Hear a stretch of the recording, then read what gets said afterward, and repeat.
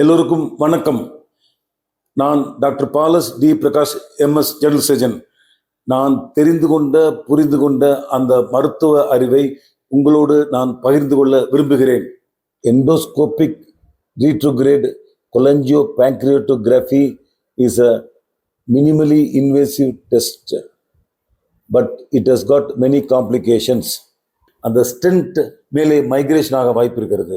அவ்வாறு ஸ்டென்ட் மேலே மைக்ரேஷன் ஆனால் அந்த ஸ்டென்ட்டை திருப்பி ரீட்ரோகிரேட் டெஸ்ட் பண்ணி அந்த stent removal and new stent, especially specialised type of stent like lamp stent or bilayered stent bilayered stem or lamp stent should be placed.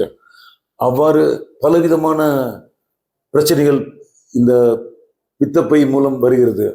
ஆகவே பித்தப்பை பிரச்சனைகள் வருவதை முதலில் ஒரு மனிதன் அவன் அறிவாளியாக இருந்து தடுக்க வேண்டும்.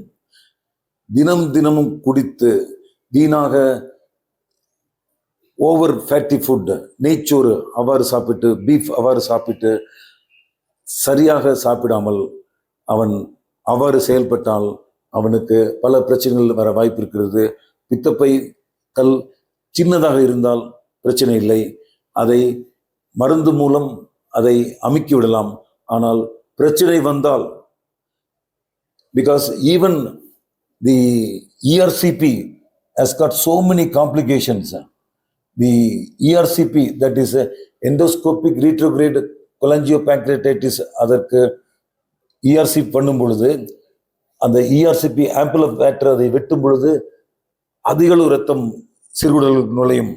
Sometimes if the things are not properly sterilized or the infection in the stomach, infection in the duodenum can produce a pancreatic infection.